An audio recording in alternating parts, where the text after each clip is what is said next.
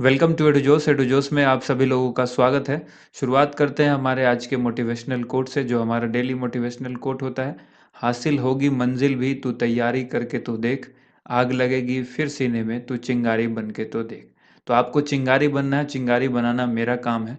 इसके बाद आप खुद तैयार हो जाएंगे किसी भी कॉम्पिटिटिव एग्ज़ाम के लिए, और आप जो भी करंट अफेयर्स आपसे पूछा जाएगा या स्टैटिक जीके भी यहाँ पर आपको कवर कराया जाता है। तो इस वीडियो को आज 20 जनवरी 2021 की जो करंट अफेयर्स की वीडियो है, इसको हम लोग शुरू करते हैं।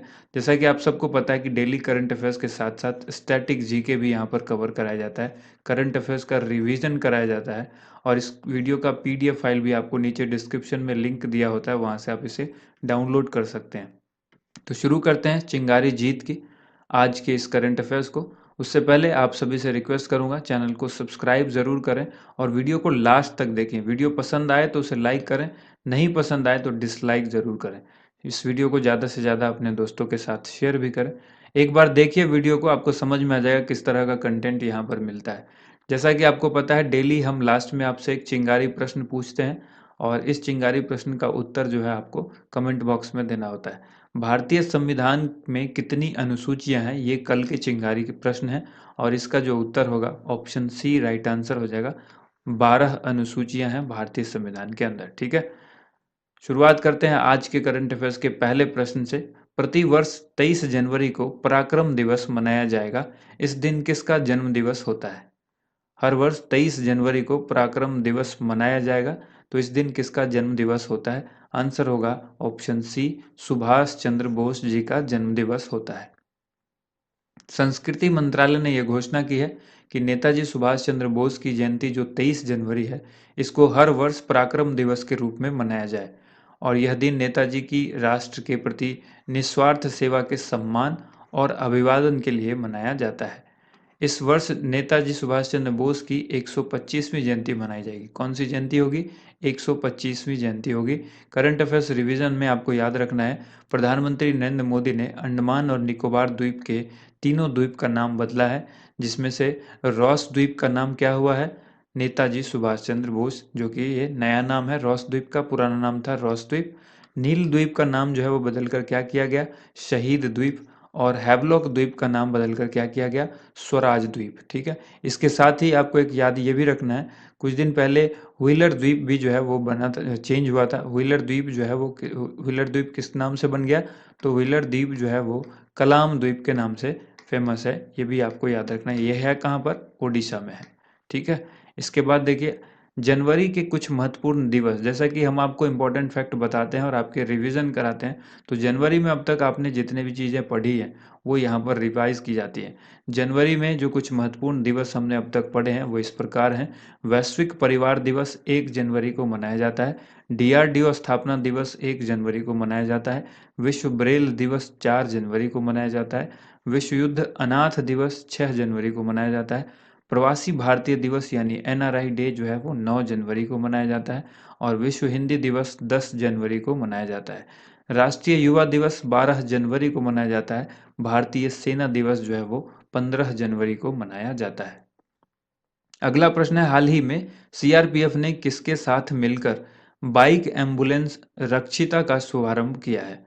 बाइक एम्बुलेंस रक्षिता का शुभारंभ सीआरपीएफ ने किसी के साथ मिलकर किया है, वही आपको नाम बताना है कि किसके साथ किया गया है।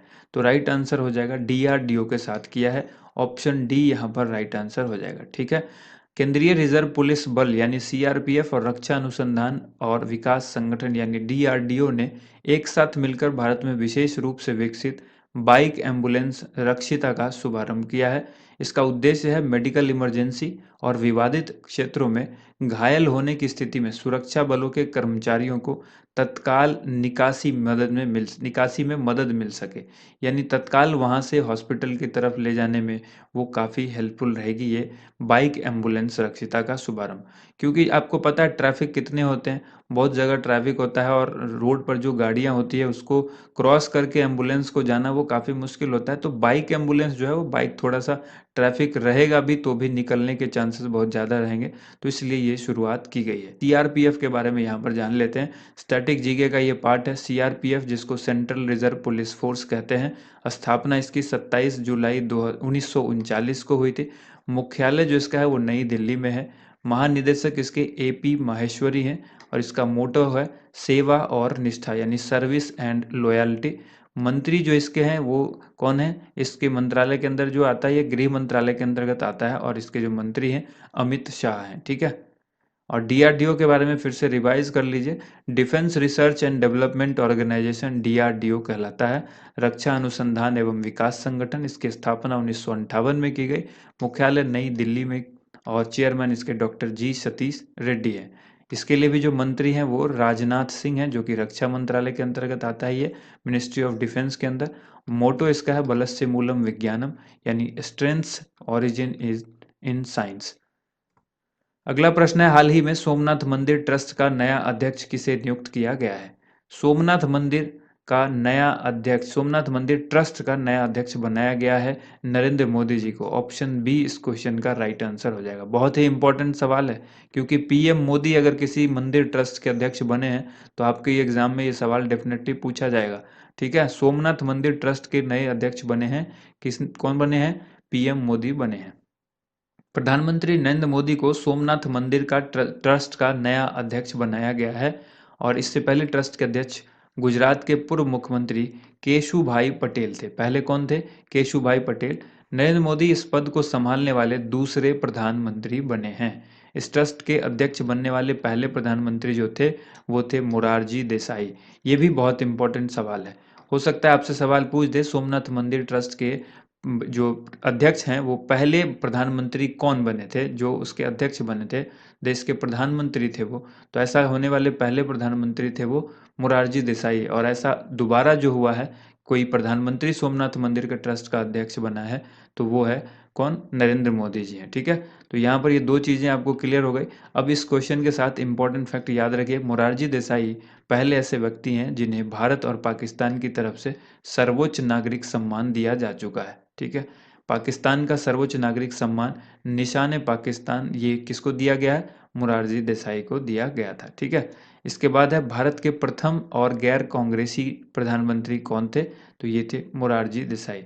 प्रथम गैर कांग्रेसी, प्रथम प्रधानमंत्री नहीं, प्रथम प्रधानमंत्री तो आप सबको पता है पंडित जवाहरलाल नेहरू थे, लेकिन भारत के प्रथम गैर कांग्रेसी प्रधानमंत्री मोरारजी देसाई थे। अगला सवाल यहाँ पर है, प्रतिवर्ष भारत के किस राज्य में 19 जनवरी को त्रिपुरा कोक बोरोक दिवस मनाया जाता है? ठीक है, इस क्वेश्चन का राइट आंसर हो जाएगा ऑप्शन ए, त्रिपुरा में मनाया जाता है, क्योंकि ये नाम से ही पता लग रहा है। इस क्वेश्चन में आपको याद रखना है कि भारत के त्रिपुरा राज्य में 19 जनवरी को हर वर्ष त्रिपुरा कोक बोरोक दिवस मनाया जाता है। कोक बोरोक भाषा त्रिपुरा में एक आधिकारिक भाषा है, वो वहाँ की लैंग्वेज है त्रिपुरा की, कोक बोरोक। इस दिवस पर गतिविधियों में सांस्कृतिक कार्यक्रम और साहित्यिक गतिविधियां की जाती है।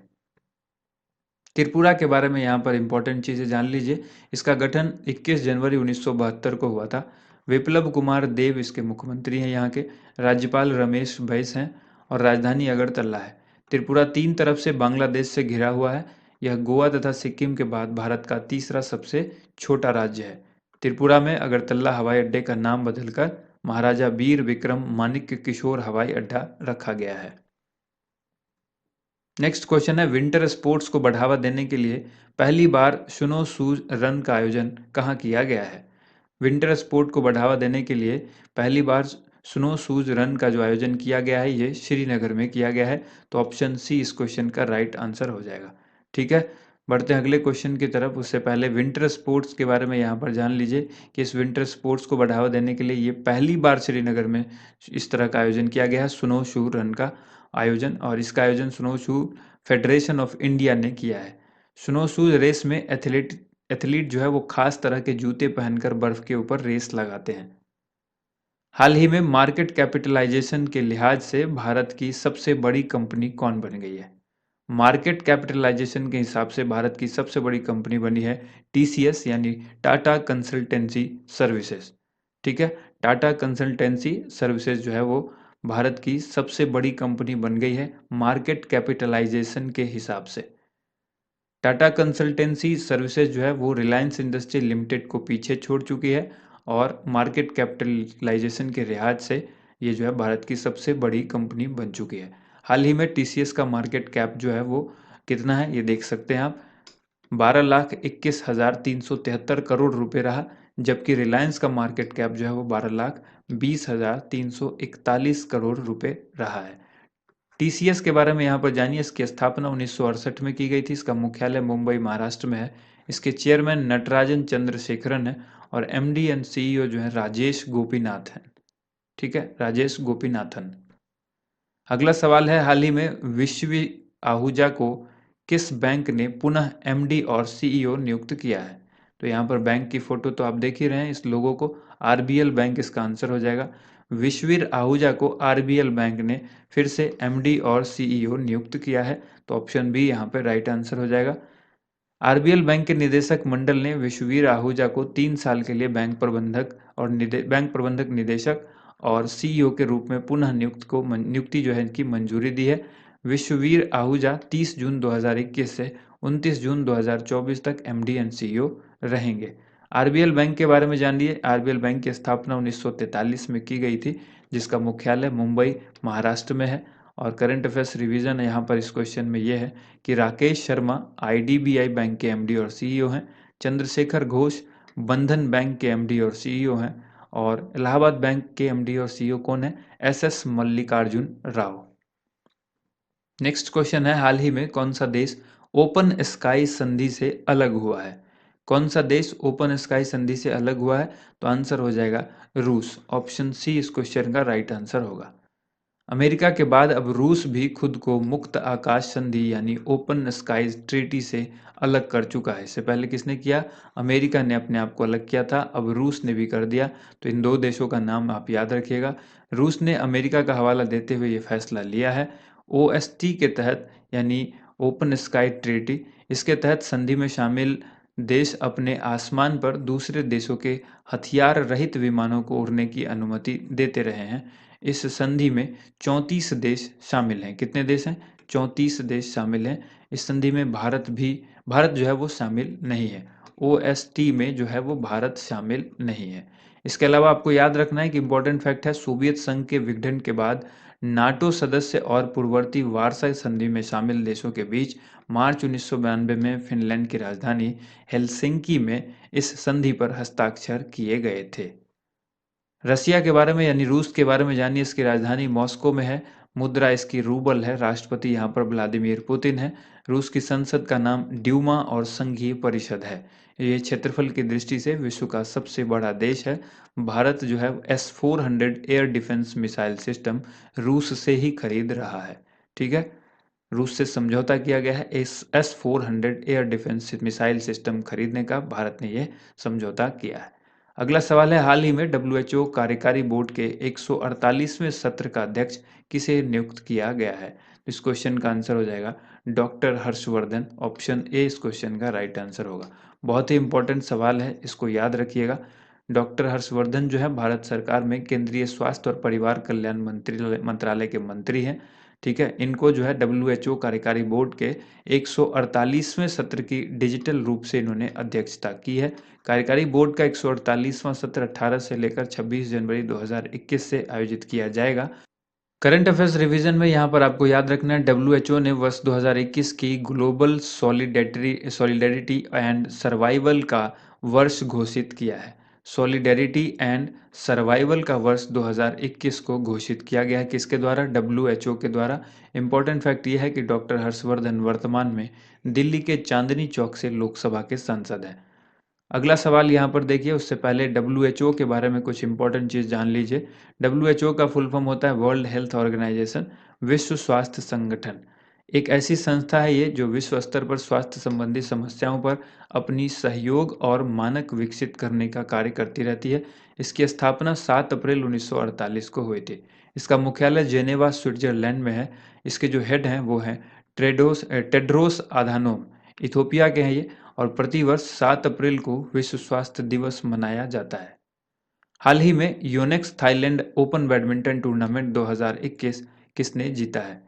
इस क्वेश्चन का राइट आंसर हो जाएगा option number C, Carolina Marin ने ये जो है 2021 का ये टूर्नामेंट जो है वो थाईलैंड ओपन बैडमिंटन टूर्नामेंट 2021 जो इसका नाम है, इसको जीता है। ठीक है, यहाँ पर आपको याद रखना है स्पेन की स्टार हैं, ये कहाँ की हैं, स्पेन की हैं ये, जिनका नाम है कैरोलिना मारिन। इन्होंने थाईलैंड ओपन का खिताब अपने नाम किया है। महिलाओं के एकल वर्ग में फाइनल में कैरोलिना ने ताइवान के खिलाड़ी ताई जू यिंग को 21-9, 21-16 से हराया है। यह बैडमिंटन वर्ल्ड फेडरेशन यानी BWF के द्वारा 2021 का पहला बैडमिंटन टूर्नामेंट था। करंट अफेयर्स रिवीजन में आपको याद रखना है 2019 में PV Sindhu world badminton championship खिताब जीतने वाली पहली भारतीय बनी थी। कौन? पीवी सिंधु। फाइनल में इन्होंने जापान की नाजोमी ओकुहारा को हराया था। ये इसी क्वेश्चन के लिए, ठीक है। अगला यहाँ पर देखिए, अब यहाँ पर आज के एक्स्ट्रा खुराक की बात आती है, जो हम आपको डेली अब देते हैं एक्स्ट्रा खुराक। इस खुराक का आंसर आपको बताना है कमेंट बॉक्स में। ये 5 क्वेश्चन है, इन सभी के आंसर मैं आपको इस वीडियो के अंदर ही बताऊंगा। तो चलिए शुरुआत करते हैं। सबसे पहला जो है, किस द्वीप समूह को सैंडविच द्वीप कहा जाता है? इसको कहते हैं हवाई द्वीप। और विश्व का सबसे बड़ा द्वीप कौन सा है? ग्रीनलैंड। एशिया का सबसे बड़ा द्वीप कौन सा है? तो ये द्वीप है बोर्नियो। और हिंद महासागर का सबसे बड़ा द्वीप कौन सा है? तो ये है मेडागास्कर। और दुनिया का सबसे बड़ा द्वीप समूह देश कौन सा है? इंडोनेशिया। चलिए बढ़ते हैं अब आज के चिंगारी प्रश्न की तरफ। इडुक्की बांध किस राज्य में है? इस क्वेश्चन का आंसर आप सभी को कमेंट बॉक्स में लिखना है। इडुक्की बांध किस राज्य में है? इस क्वेश्चन का आंसर आपको कमेंट बॉक्स में लिखना है। बहुत ही अच्छा सवाल है। इडुक्की बांध किस नदी पर है? मैं ये आपको बता देता हूँ, पेरियार नदी पर है इडुक्की बांध, ठीक है। ये क्वेश्चन RRB NTPC 2020 में पूछा गया है। तो आपको कमेंट करना है कि यह किस राज्य में है, ठीक है।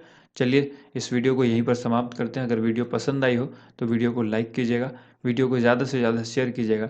Thank you so much. आप सभी लोगों का वीडियो देखने के लिए बहुत बहुत धन्यवाद।